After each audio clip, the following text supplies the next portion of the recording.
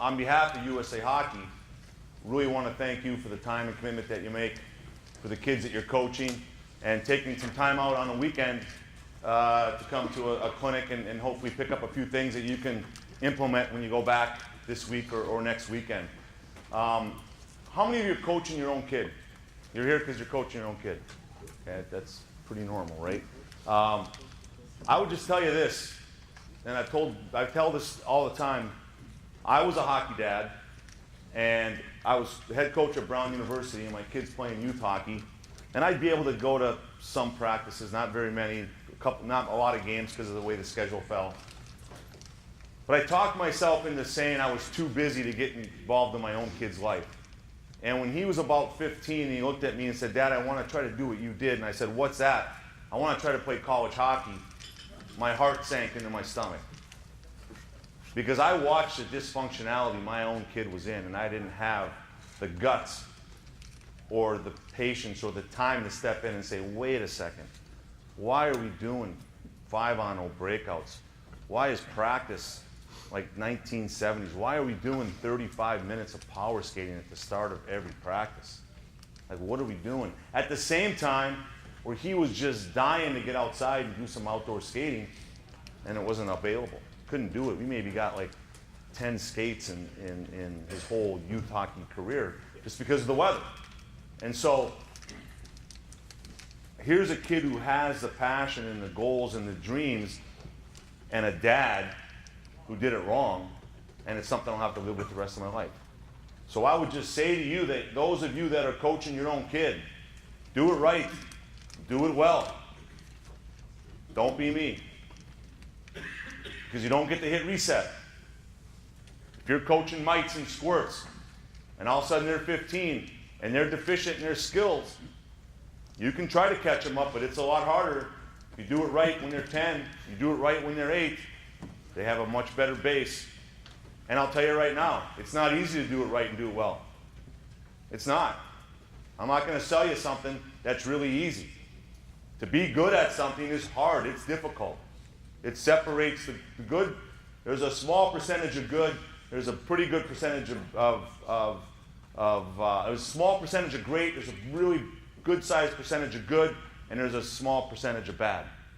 And most coaches fall right in the middle. But if your kids are going to get better and they're going to take the next step, and they're going to have the base to hopefully reach their goals and dreams, then make sure you're attacking it. And this is the key right here. Know the age you're coaching, understand and embrace sports science, child development science. Don't just do the same thing you did when you were a kid. Okay? Because it doesn't work. It doesn't work in today's age. Understand the age you're coaching, what they can grasp emotionally, cognitively, physically, mentally. Because you can't do the same thing we do up top down below. You treat a little kid like an adult, you got honey boo boo. A complete disaster. Okay? It's true. We see it all the time. All the time.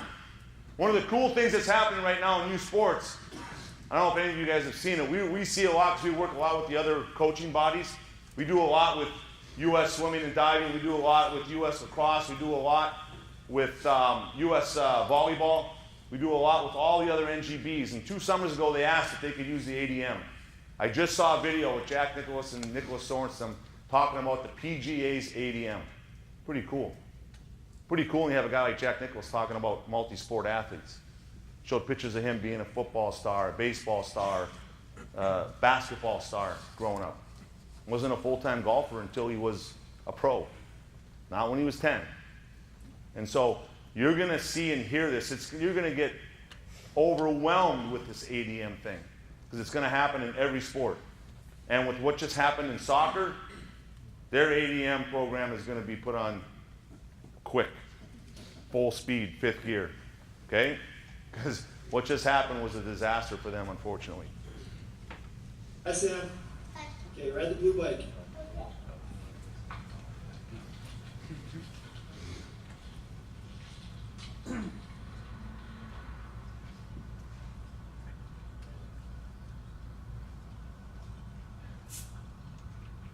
Sam is a 10-year-old out in Colorado Springs.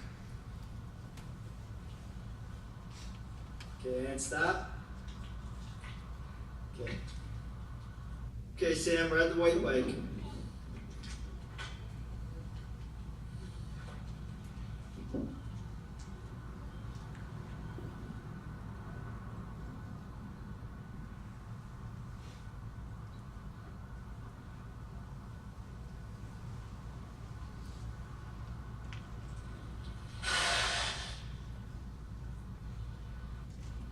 Okay, Sam, ride the purple bike.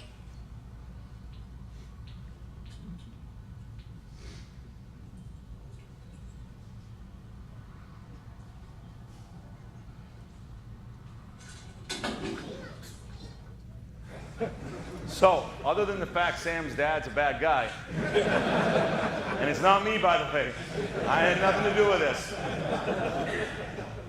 I ask you to look at Sam's face. How many of you are coaching little kids trying to put them on the purple bike? One of our goals is once the kids get in our sport, we want to keep them in our sport.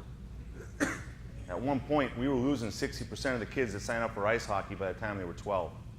We're out, quitting, because it was too much too soon, too adult-like too early. You can't put little kids in adult culture. Why did we mandate cross ice? Why? Because 200 by 85 is not designed for 6, 7, and 8-year-olds. It's designed for guys my size. Okay? Why do we want cross ice? Lung capacity. Little kids can't maintain quality for 200 feet. Can't. They're not capable of doing it. There's a reason why every other sport downsizes, age appropriate. So the major point of today is age appropriate training, age appropriate culture, age appropriate environment. There's a reason why there isn't honors classes in elementary schools. Because the best kid, the brightest kid, sits right next to the weakest kid up until about the age of 13, 14. And then we split them out. So why are we putting all the best kids on one team? At 6. Doesn't work. The environment and culture and the drills and the practice environment you put your kids in is exactly the same for the best and the weakest. Now, when you're coaching, the art of coaching, the weaker kids come through a station, you might slow it down, you might simplify, you might give them a little more space. But the mistake that's made in youth sports, especially in our sport of ice hockey, is our best and brightest, our naturally gifted young hockey players. We give them the answer to the test. We give them space. The Europeans figured out years ago two key things, actually 3 key things. We're going to talk about all 3. But the first one is, the better the player, the smaller the space. Because who dominates at the younger ages? The best skater. Not necessarily the best hockey player. The kid who can actually handle the skates better than the other kids at a young age. And so we give them the big sheet, we give them the open space, so they're never forced to develop their head in their hands. There's no conflict, there's no failure. And so the best kids, when everybody else catches up to them, they get frustrated, they shut down because they can't dominate, because their feet aren't better than everybody else by a big margin. So what do? You take away time and space. You force the kids who can skate to make space for themselves with their head in their hands, not their feet. Don't give them the answers to the test. Challenge them. Really good player, he goes 1 against 2, or she goes 1 against 2, not 1 against 1. I set up my stations in my practice. I put likability. My better kids challenge my better kids. My weaker kids go together. So they build confidence, get touches and repetitions. So I create a conducive environment that allows kids to reach their full potential. Okay? So, just please, for your own kid's sake and for the other kid's sake, don't put them in an adult culture. Be age appropriate. And what is that? How many of you are coaching 8 and under? How many of you are coaching mites in here? Just a piece of advice. You're not trying to make a hockey player. You're trying to make an athlete. Don't worry about positions. Don't worry about the rules of the game. Don't worry about breakouts and forecheck and where they stand and face-offs and all that other stuff, because it means absolutely nothing. There's a reason why the Europeans play cross ice until 10 or 11, because they understand this. They understand this. The other thing the Europeans do a really good job of is they are focused up until about the age of 13, 14 is on the individual athlete, not the team. Our culture in the United States is somebody hands me 13 kids, I'm coaching the 13, I'm coaching the team. It's all about what the team's doing. It's all about team play and sacrificing for the team and all that other stuff.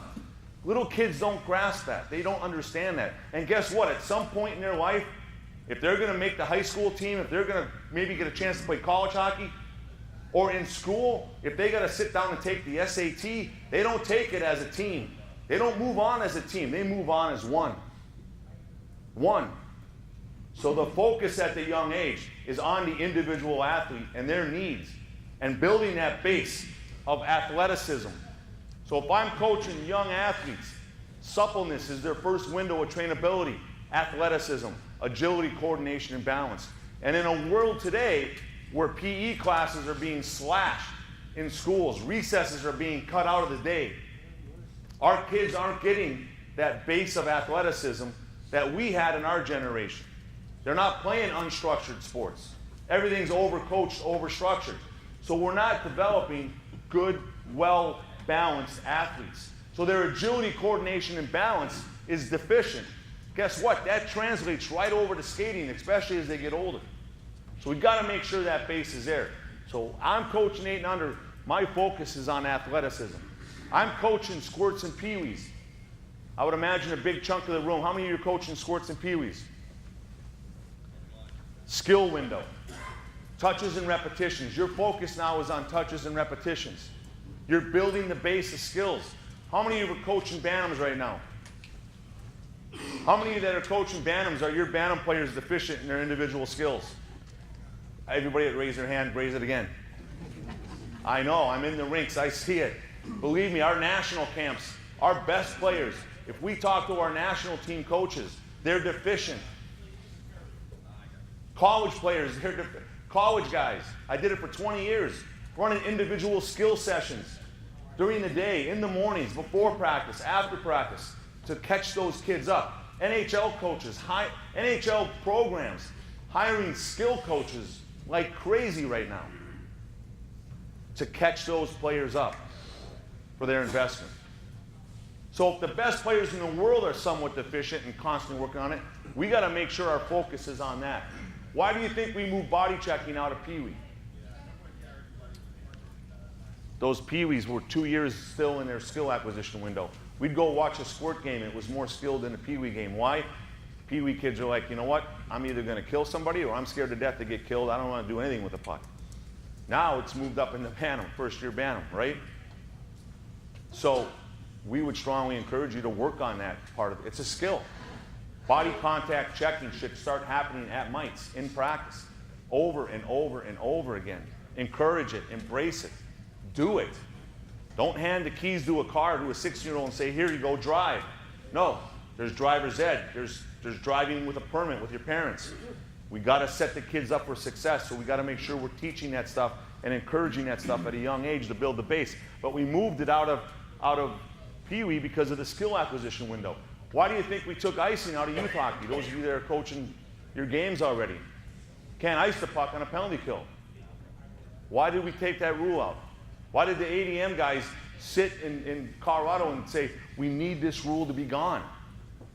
To force puck possession, to force support, to take the dumbness of the sport out. We can dumb it down anytime, but if you have a kid who's deficient, you can't accelerate it.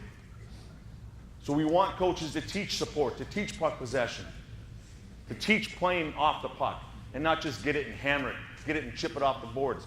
I can do that when they get older. But I need to encourage creativity and puck possession and offensive play. Because I can coach defense. We had a saying in college hockey, coach defense, recruit offense. But if we're not allowing the kids to play with the puck and be creative at a young age, all we got is guys who can defend. And they can't score. Okay? We're in charge of the kids' development up until PHV, and PHV is basically, that's peak height velocity, that's basically puberty. This line here is their rate of growth, okay? Once they hit this, there's basically a fork in the road. I just want to play or I want to be really good. Because now the non-fun stuff happens. I got to get in shape. I got to get faster, okay? At my second speed window, I got to get stronger. I got to start eating right. I got to start sleeping right. I got to start sacrificing.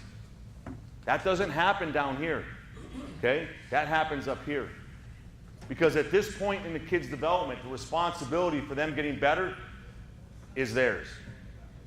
Not when they're 10. It's ours. And we've got to maintain that, and we got to make sure we're really careful with that. That we're not pushing that button too quickly. Because what happens with a lot of athletes is once the responsibility for their development gets passed to them, their hands go up and they go, I don't, done, I'm out. I'm not going to go shoot $100 bucks a day. I did that when I was 8. Okay? So cocooning passion and protecting passion is really a critical part of your deal as a coach. Any questions about this slide? Those of you that are coaching female athletes, you just got to understand things happen a little bit sooner, a little bit quicker. There's only 2 early specialization sports in the world, gymnastics and figure skating. Hockey and every other youth sport is a late development sport. So there's no rush. Patience is critical, absolutely critical. I'm going to talk a little bit about the athleticism piece right now. Would strongly encourage those of you, especially that are coaching some of the older players, a dynamic warm-up and warm-down. Okay? Get them to do some things off the ice that's going to translate for them on the ice. And any of you that are interested in what that should look like, I'll put my email and cell phone number up there. I'll email it to you. Okay? On all the information, you got the off-ice cards, you got the mobile coaching app, you got admkids.com, there's a ton of information out there. USA Hockey YouTube channel, there's a ton of stuff out there. Okay?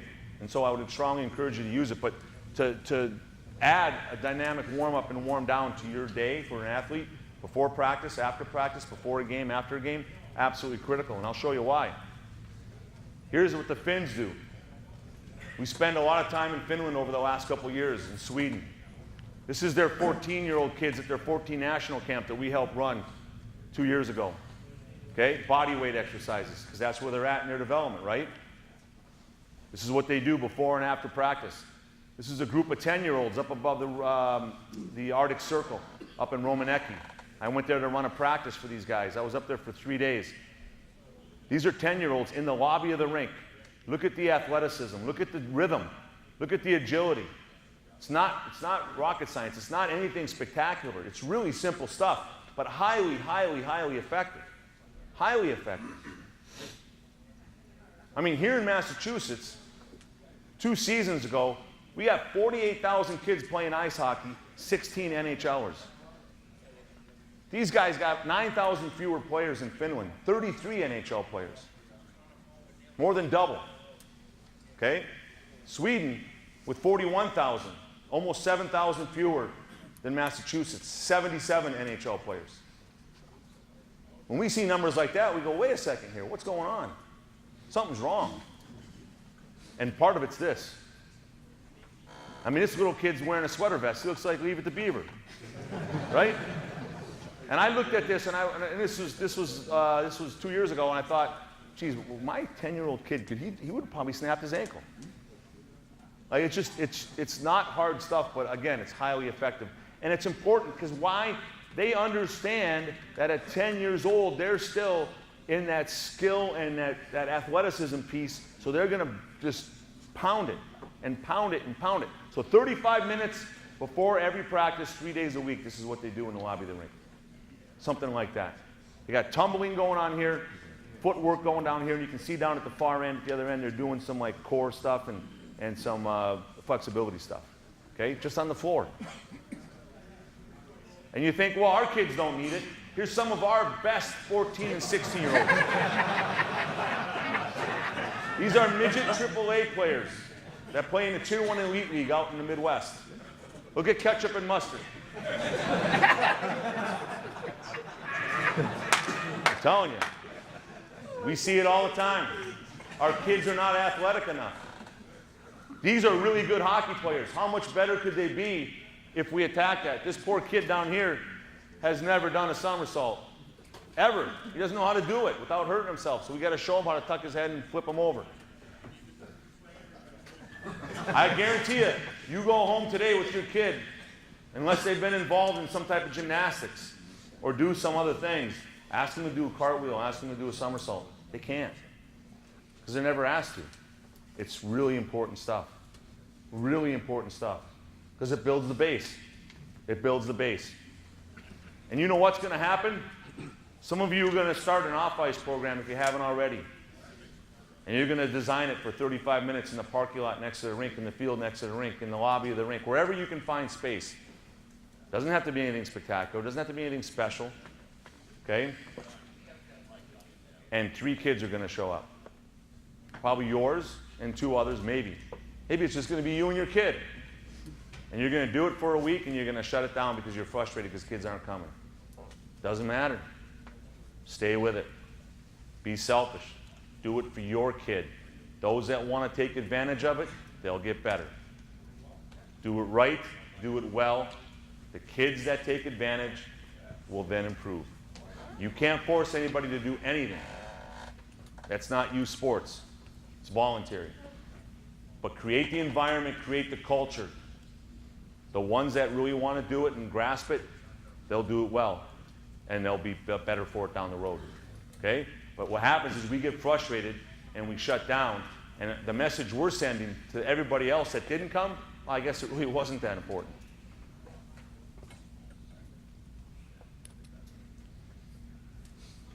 One of the big issues we have here in New England is this has been taken over by this.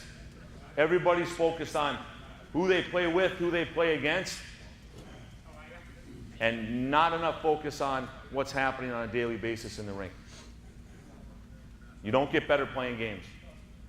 You just don't. You don't touch the puck enough. You're not involved enough. I mean, how many of you have teams that are 13 kids or more on your rosters? I mean, just do the math. Do the math. Nope. If there's no penalties, and you're playing your 12-minute periods, 36 minutes of hockey, and you're at 3 lines, you're talking 12 minutes of activity for about a 4-hour commitment on a Saturday or Sunday. Highly dysfunctional.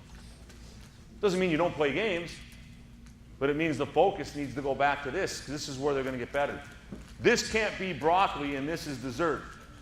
This is always going to be dessert. We're not going to fight that. But the practice model, the training model, has to become more like pizza. It's got to be fun, it's got to be entertaining, it's got to be developmentally sound. Because to me, we all think as coaches that we're judged by our wins and losses. And guess what? Partly you're right. But in reality, you're judged on did you build passion or create passion, and did your kids get better? Because guess what? If you have passion and fun and your kids get better, winning becomes a byproduct. And so how you handle that environment, that culture is really critical. Because to us, anybody can call themselves elite. Anybody can call themselves elite. That's easy. I can put a name on anything. But to us, elite culture is this. These are the best 16 and 17-year-olds in our country, for the most part. Not all of them, because some kids decide not to come, which is fine. But 130 practices, 100 off-ice sessions, and 50 games.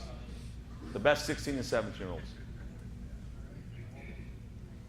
I can tell you right now that we have 10-year-old kids running around this region where these numbers are backwards. They got 50 practices. They got probably no off-ice sessions, maybe a couple, and they're upwards around 100 games with their winter season, their spring season, and their summer season. And then we wonder why we're deficient in developing high-end talent. And listen, you're not maybe sitting in this room because you want your kid to play in the NHL, but if we're only developing 16 kids out of 48,000, that means high school hockey's down, Bantam hockey's down, it just trickles down. There's fewer kids playing Division I college hockey, Division III college hockey coming out of this state. And it shouldn't happen. There's no reason for it. There's absolutely no reason for it. Other than we're putting kids in adult culture young, and we're not getting enough of these two things in a time when the unstructured play is gone. It's history. The pond and the outdoor rink is gone. Street hockey's gone. And it's probably not coming back. So we got to make sure that these numbers, we got to hit these kind of numbers, especially if I'm coaching Bantams and I'm an elite Bantam program, I should be upwards of about 110 practices a year for my season. Minimally. And at about 50 games. Max. To me, this is absolutely critical. To create a culture within your practices, within your organization, within your team, where kids can experience and embrace failure. Where you as the coach are patient enough to actually force failure. One of the things that I see as I travel around and I watch practices is our practices are way too easy emotionally and mentally. They're too static. And part of that's our fault, USA Hockey, because we want you to focus on skills. But we're doing way too much stuff around cones in open space. Practice is for working on your weaknesses and forcing failure so that they don't fail in the game. The good coaches force failure during the week so that the players have success in the game. The game is what you what you do best. Practice is for working on what you don't do well. So are we creating that culture in practice? Because failure is the greatest teacher we have. And if we don't allow failure and we want things to be perfect for young athletes, then there's no development happening. Okay?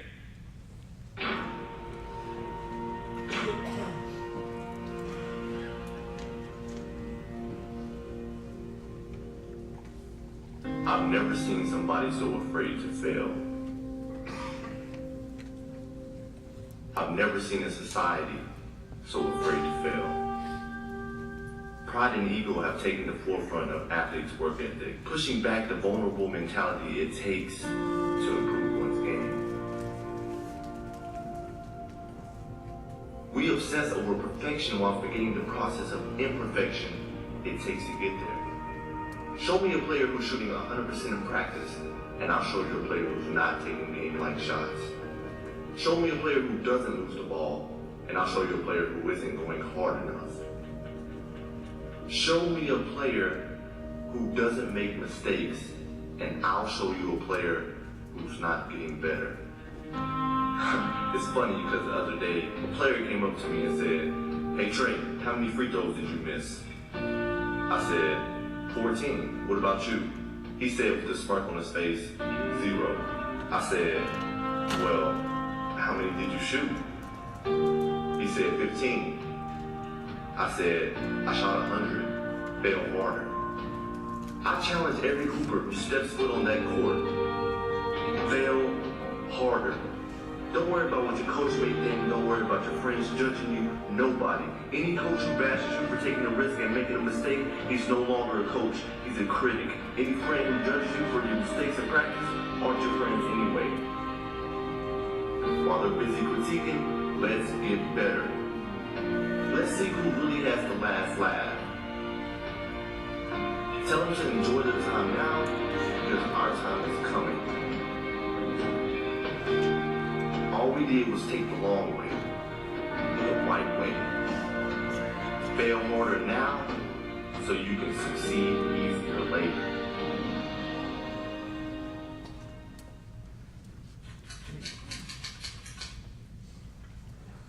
So, characteristics of elite players. When I talk to college coaches, NHL scouts, people that evaluate players, and you ask what separates the really good from the great, generally it's the decision-making piece.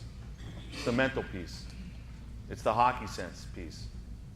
Because guess what? When they get older and they have passion and they want to work at it, they can become better skaters. They can get stronger. They can sacrifice and eat better and sleep better and train more. But how do you make a kid smarter? How do you make a kid a smarter hockey player? It's not easy. Probably the hardest thing to do. It's almost got to be experienced. And so to allow a kid to try to make a play and make that mistake and fail and then learn from that, it's really important. It's really, really critical. Because you see Sammy on the bike, do we teach kids to ride a bike, or do we create a safe environment, give them a few pointers, and then we step back and fully expect they're going to have to crash? Because I told the kid, put your feet down. Okay, put your feet down. Oh, hey, maybe next time you want to put your feet down so you don't skin your arm. So we set up the environment, we make it safe, we give some pointers, and then we step back and let them fail, let them crash. It's really important that we do that. But let's make sure we're also putting them in a culture where they can develop some of this hockey sense, some of this decision making, the visual part of the game. When you come to a team like the Detroit Red Wings, and when you arrive, Steve Yzerman's like that, or Nick Lidstrom's like that, or now when you arrive, Pavel Datsyuk is an absolute workaholic on and off the ice. It's not by accident that these guys are this good, it's because they work that hard.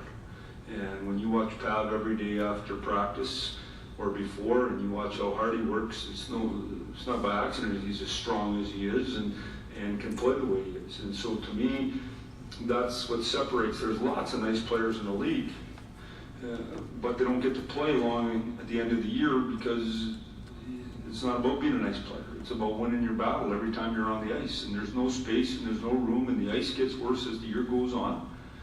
And so it's not about being pretty, and it's not about open ice or who looks good in practice with no pressure on them. It's who can make a play in a small area and win a battle. To me, that's the game. So you're creating a practice that actually allows that to happen. To win a battle in a tight space. Is that happening enough in our practices? Because that's the game of hockey now. I can show you clips time and time again of all 10 players in a sixth of the rink, the way the game's played now.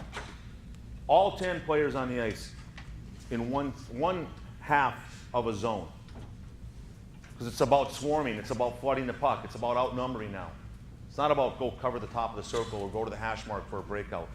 It's hard to tell who the right wing, center, and left wing is during play unless there's a face-off. Because they're just moving the space to get open or to support the puck. So are we doing that kind of stuff, game-like stuff, enough game-like stuff in practice? Okay? Are we training the brain?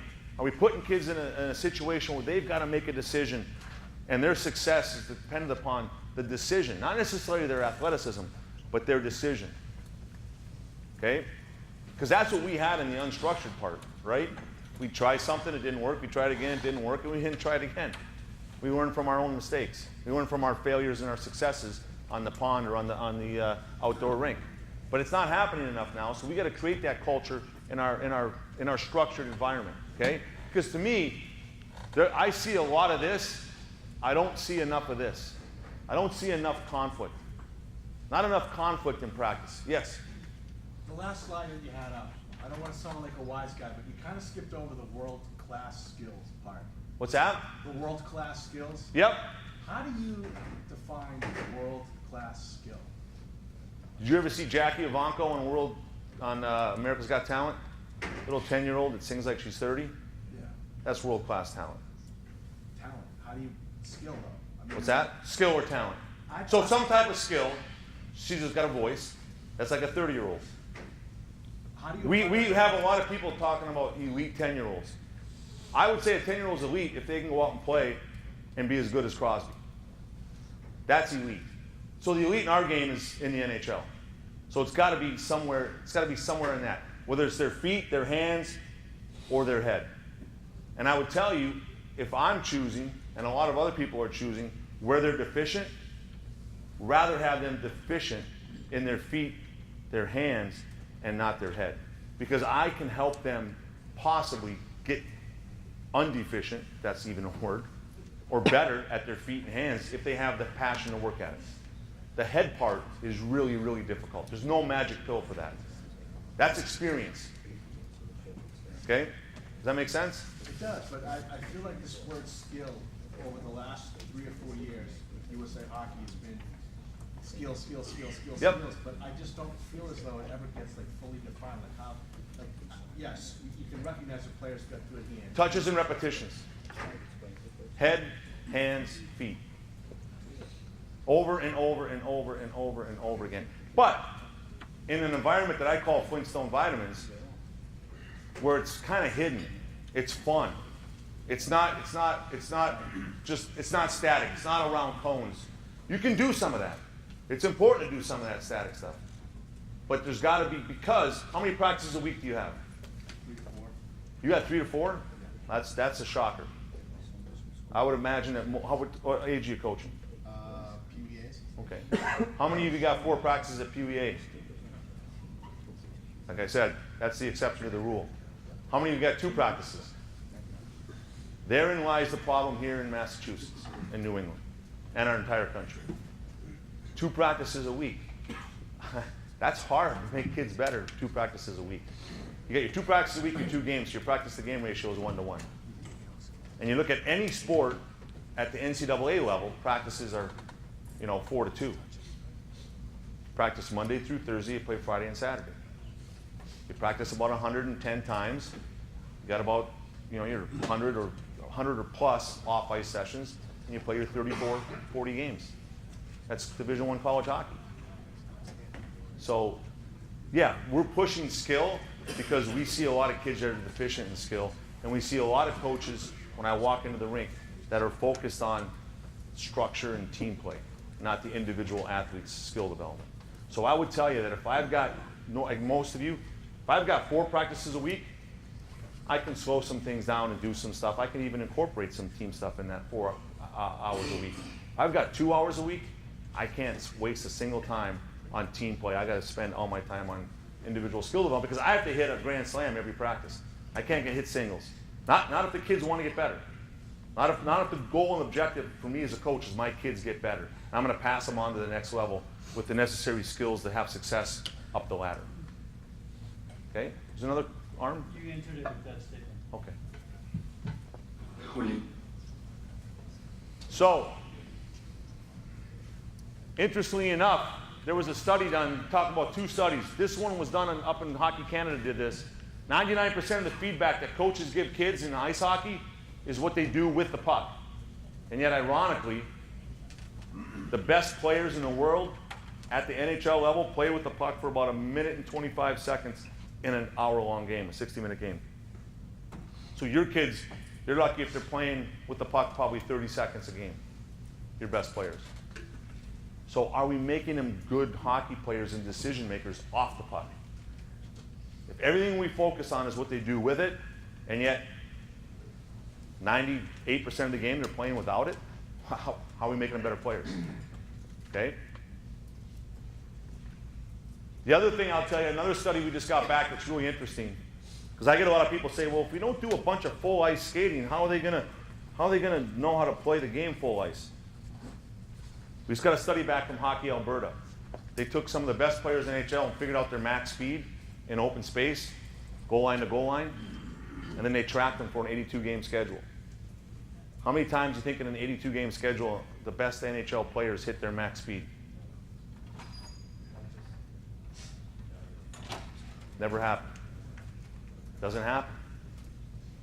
In fact, they average lower than 70% of their max speed. So, how's the game played? Just like Babcock said, it's in a tight space. It's here to him. Change of direction, tight turns, conflict. I make a move, there's a guy there. I make a move, there's a guy there. I make a move, there's a referee in my way. There's an offside play coming. There's all kinds of stuff that happens that forces me to make a decision in a tight space in a quick amount of time. So are we training our kids to have success in the game if we're doing a bunch of stuff in open space without conflict, without decision making? That's the question. And we, as coaches, sometimes are the biggest hypocrites, right? Because here's what we're doing.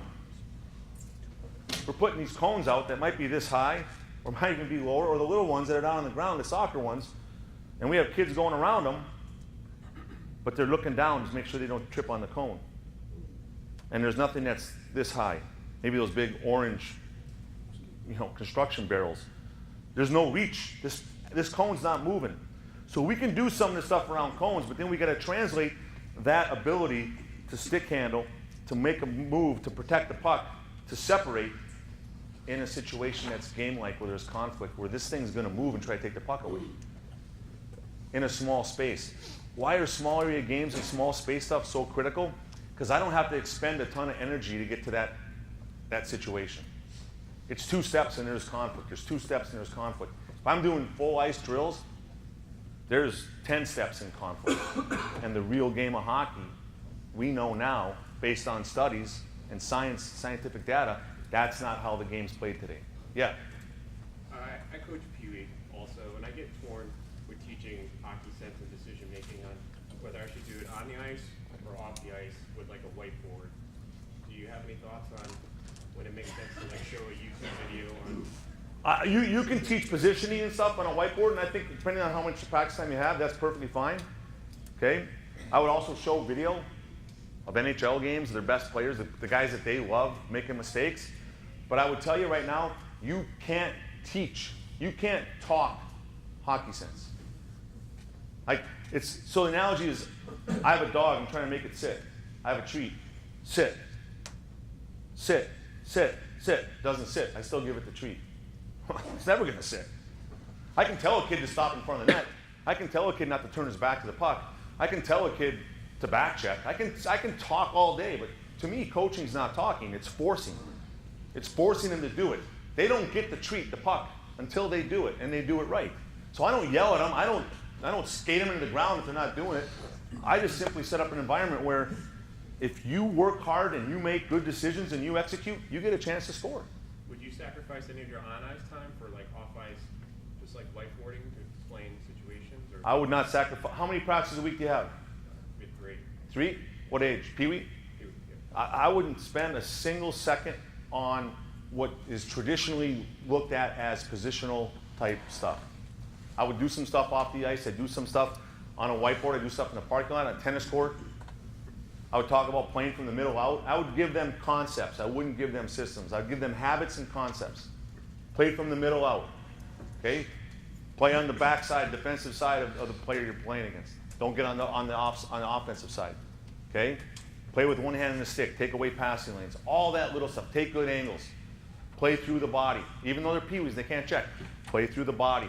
Bump and battle. Bump and battle with Pee-wee. Getting away. Okay? Just like girls hockey. Getting away. Okay? All that kind of little stuff. I would talk about the concepts and support. But then I would force it to happen in practice. Constantly force it to happen in practice. For example, if I want kids to stop in front of the net, I just take a marker, little kids, even older kids, I put X's in front of the net and I say, hey, listen, after you shoot, stop. I want you to scrape that X off with your feet. Okay, boom, stop, shoot, stop in front of the net. Because I can say stop in front of the net, but they're going to stop, they're going to loop, and they're going to go in the corner for the next drill. So we never let things finish, right? We don't let things finish for the goaltender, we don't let things finish for the athletes. Because there's going to be a transition. There's either going to be a face-off, because they scored, or there's a goalie froze it, or save, and now there's transition, and I have to make a decision based on what happened. So we got to allow that read to happen in practice more often. We've got to let things kind of go through the normal game-like situation. That's why in small spaces and station-based is so critical, because I can emulate those situations over and over and over again. Okay? Does that make sense? So to me, you create a culture where you force failure, you allow the kids to find success. Once they find success consistently, they're going to start taking shortcuts. They're going to find the loophole. They're going to find the easy answer, because that's just human nature. And then I got to step in and I got to force failure again. So I'm stacking development. I'm stacking learning. Okay? To me, that's how you create your small area games and your practices. And so this is what I was just talking about. You create an environment of reward versus punishment. The reward is always the puck. The reward is always the opportunity to score. Okay? And even with your goaltenders, let them make a save. Let them drop the puck. Let them make a play. Move the puck to his teammate. Move the puck to the coach. Let them win the game. Let the goalie, a lot of the drills we do, the only people that get to win are the people that are on offense. Let the defenders win the game. Give them an opportunity to win the drill or the game. Okay? They don't just stop it and then whack it up the boards. We don't want that to happen. We want them to make a play. So if you can create this environment in your practice and make it more game-like, it's critical. And so if I'm doing a if I want to do some breakout or forecheck, okay, I'm just going to set up an environment where they're going to play cross ice, one pass in their half, and they get to go across and play 2-on-2. So it's simple. A breakout is possession and support and transition. Pass in their half of the zone, they get to go across. Nobody can forecheck. And now everything else happens, right? So I can even dictate, I can say every breakout's going to go strong side, every breakout's going to go weak side. But as I watch this, I see they're getting lazy and sloppy. They're just making a pass because coach said they had to make a pass. And I can scream at them, or I can add another piece to this drill to force failure. So the piece of this drill I add is a third player who's now going to hold the breakout accountable because he's a forechecker. So be lazy, guess what? You're going to turn the puck over. There's your punishment. You didn't support well, you forced a bad pass, it's a turnover, now you got to defend. Okay? And so I see so many coaches worrying about the 5-on-0 breakout, or even taking the breakout and breaking it down into dump it in the corner, defenseman pivots, the wings on the boards. And I can get game-like situations for my goaltenders, for my players, for everybody involved, both offensively and defensively, because watch the creativity here. A little bump up, he doesn't like what he's got, he bumps it back. That's just a great hockey play. But if I don't allow that to happen naturally, over and over and over and over again, then am I really creating good hockey players, or am I creating combine freaks? Because I know a ton of kids that can go around cones. I know a ton of kids who can skate the circles. But all of a sudden you put somebody in their face and they melt down and the puck, I don't want this thing, you take it. Okay?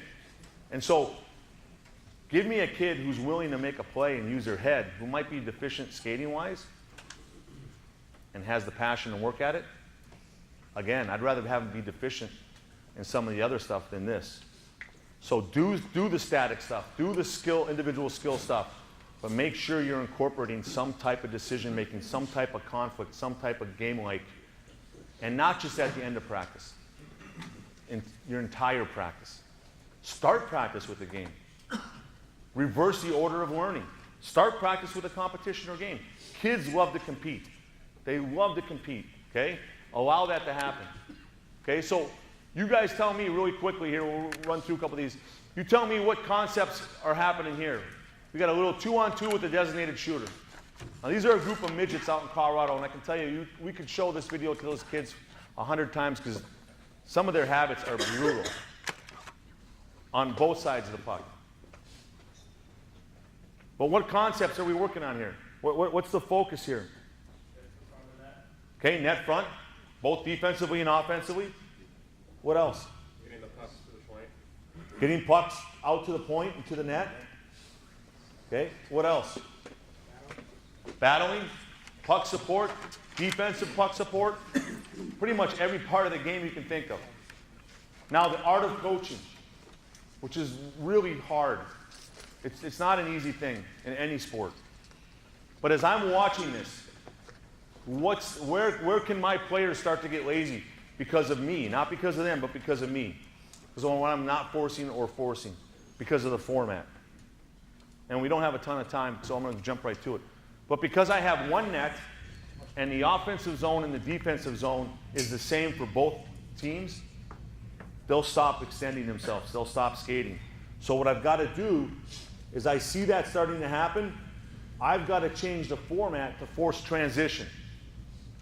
The more drills you can do where there's forced transition, it's just more like the game. I lose the puck, I got to defend. So now I got 2 offensive zones, 2 defensive zones, and now there's forced transition. It keeps the kids more accountable. They have to use their head. They have to read. They have to think about not getting beat back to the front of the net, or they have to think about beating the other player back to the front of the net.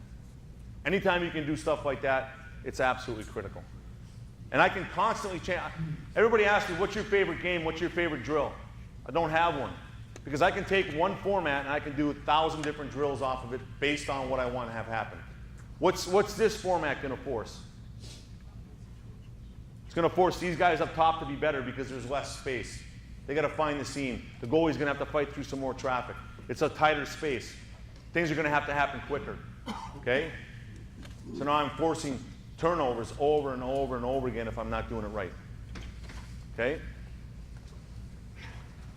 I would strongly encourage you, if you have the hardboard system at your rink, these are a group of peewees in Michigan, okay?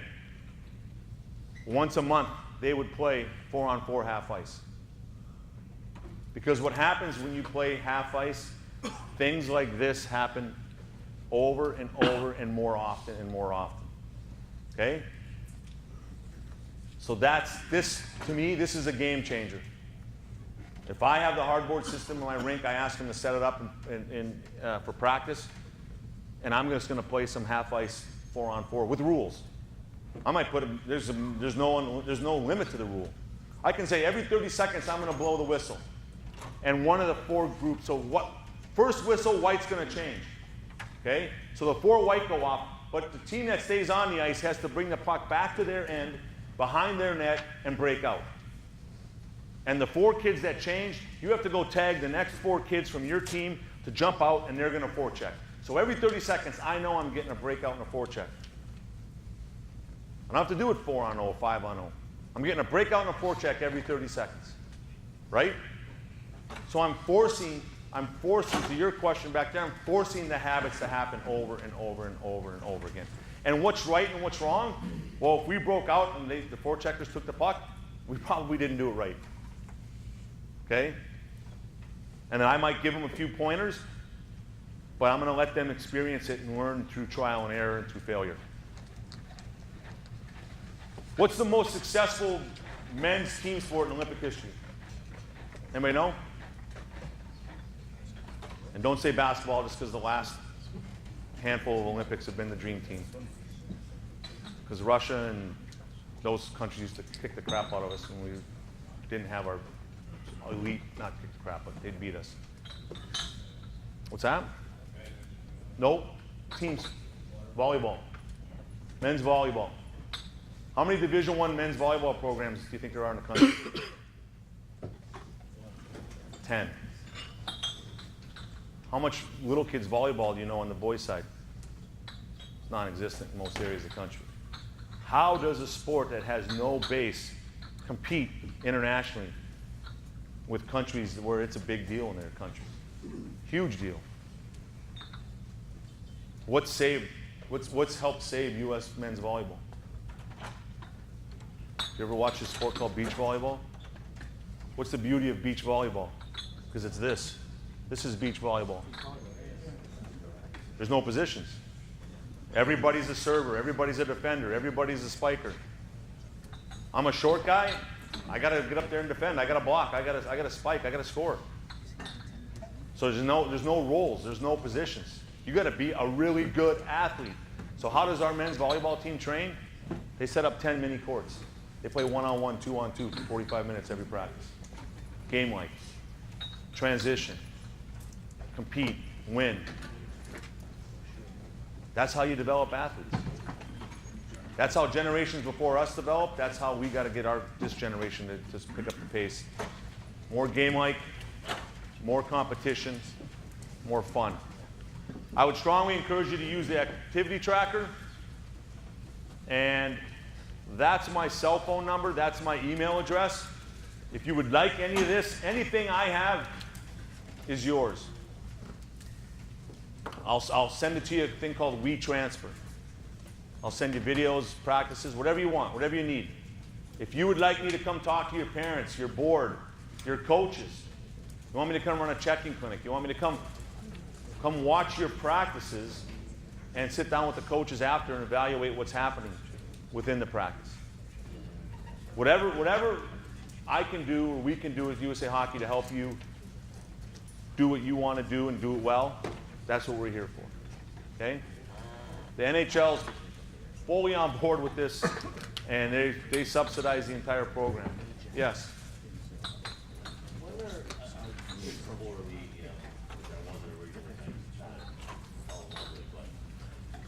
When are we going to force the cross like that we have everybody doing? The nets to be small. They are. It's already part of the rules. It's not, I mean, That's a rink. which, fought you guys for years. That's you as an association or as a rink, need to invest in those. Yes. Mass Hockey's looking at possibly putting some subsidies in place next year. And transition, we're talking to the leagues first to make sure that they'll adopt it and have a place for them in the rinks, that kind of thing. But like we did with the hard dividers, like we've done with some other things where we've done some subsidies, the intermediate size rinks will the goal in the next thing we're looking at now, so. Absolutely. It's a big thing. It's really important. Especially for your goalie. And not only for the goalie, but for the shooters too. I mean, the kids are, you're not getting the scrum in front of the net, you're not getting any of that portion of the whole game. Because they're, 42 to, 28 games and stuff. Yeah. So. Yeah, we don't mind 42 to 28, but we want the shooters to have to be a little bit sharper, pick their head up, and not just Right. shoot in an open space. But no, all that kind of stuff is part of the sell. The format's not just going to save us. Like, cross-ice format is phenomenal, but it's terrible if I've got 15 kids on my team. What did I gain? I'm playing, if I got 16 kids on my team, on my roster, they're going out every fourth shift. What did I gain? I gained nothing. I made it worse. Cross-ice is really imperative, but it's got to be done right. So rosters of 9, 10 max. Now you got something good cooking. Now it's going. But when I'm working with little kids, the work to rest ratio is 1 to 1, 1 to 2. Then they get older, it's 1 to 3. But we don't want to get to 1 to 4, 1 to 3 when they're little kids. Guys, I know we got a panel coming up too, so we can save some of these questions possibly for that as well. So we want to try to stay on track. One last question, yeah.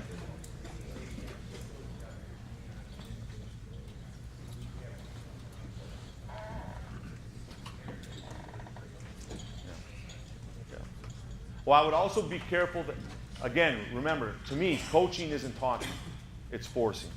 So I would rather have a coach, if I had it do over again, then don't take this wrong, because I'm putting myself in the same category. If I had my kid playing 8 and under hockey, I'd either find somebody who played hockey who really gets little kids and fun, or I'd find somebody who had nothing to do with hockey, but just gets little kids and fun. Because some of us that played hockey are the worst, because we're trying to force a lot of stuff into a little kid that's not ready for it. Because we want it to look like we last remembered it. And so to be patient and back off and just let them have fun and let them crash and burn is really important. Folks, thank you very much.